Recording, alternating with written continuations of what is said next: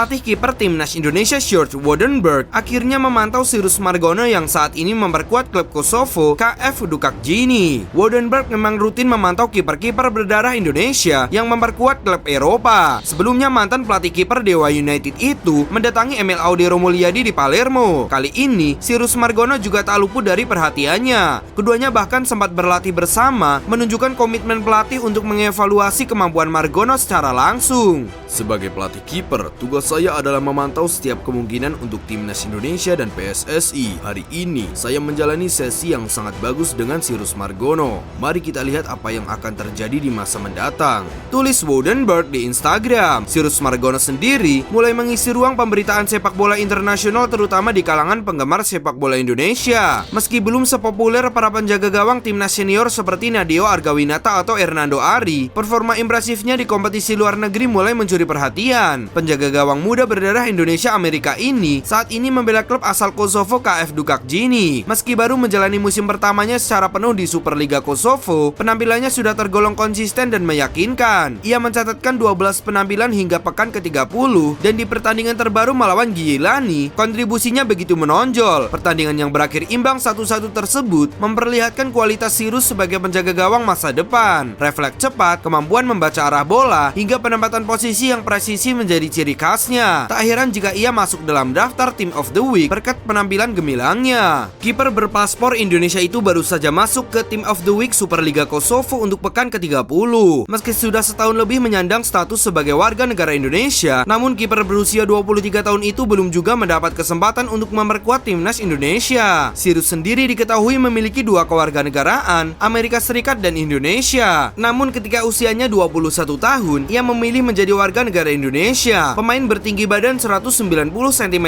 itu lahir di New York pada 9 November 2001 dan menjalani pengambilan sumpah di Kanwil Kemenkumham Jakarta. Alhasil jika Patrick Kluivert menginginkan kehadirannya dalam seleksi pemain timnas, ia bisa langsung memanggil Sirus Margono tanpa harus melewati proses naturalisasi. Di sisi lain, kesempatan Sirus untuk debut di timnas Indonesia semakin terbuka, terutama setelah Sjoerd Wodenberg terbang ke Kosovo untuk melihat performa pemain tersebut secara langsung. Kendati sejauh ini pihak PSSI belum memberitahukan apa maksud kehadiran Wodenberg di sesi latihan Sirus, namun netizen Indonesia menebak ada potensi sang pemain bakal direkrut Kluivert. Dalam wawancara terbarunya, Sirus Margono sendiri mengaku bersyukur bahwa pihak PSSI terus memantau performanya. Ia pun bertekad untuk terus menampilkan performa terbaik di level klub sehingga kesempatan membela timnas Indonesia bisa segera datang. Sebab hak untuk memanggil atau tidak memanggil pemain tentu ada di tangan tim kepelatihan timnas Indonesia. Saya hanya perlu melakukan yang selama ini saya lakukan, yakni bermain,